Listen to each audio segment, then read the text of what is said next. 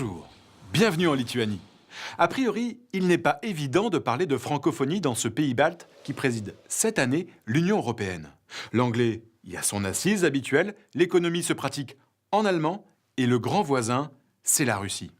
Pourtant, depuis son entrée dans l'Europe en 2004, la Lituanie ne cesse de s'ouvrir au monde et compte même parmi les membres observateurs de la francophonie. Une terra incognita que les Lituaniens découvrent chaque année un peu plus, notamment en mars, lors du mois de la francophonie. Alors le français, une langue d'ouverture de la Lituanie sur d'autres continents et d'autres cultures, c'est l'avis de Dalius Čekaulis, directeur politique au ministère lituanien des Affaires étrangères.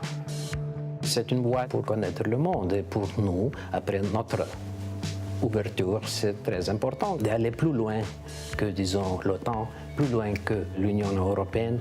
Et donc, parce que la plupart des grands problèmes du monde, c'est avec la globalisation, avec tous les défis du développement. Donc, pour y arriver, c'est avec le français, c'est vraiment plus facile. Dans quelques années, je crois, on va avoir cette nouvelle génération avec toute cette normalité de 3, même 4 langues étrangères, y compris français.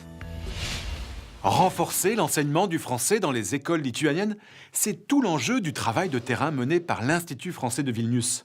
La création de sections bilingues où les cours d'histoire, de géographie ou de musique, par exemple, sont dispensés en français, font partie de cette stratégie. Avec toujours un objectif, l'excellence. Un argument auquel sont sensibles les parents d'élèves qu'il faut convaincre de faire le choix du français dans ce pays multilingue. Le français fut d'ailleurs la langue d'écriture du poète déraciné Oskar Miloš, qui évoquait avec lyrisme son pays, la Lituanie, cette contrée étrange, vaporeuse, voilée, murmurante.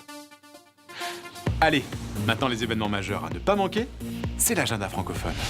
Le prix du jeune écrivain de la langue française jusqu'au 3 mars sur Internet.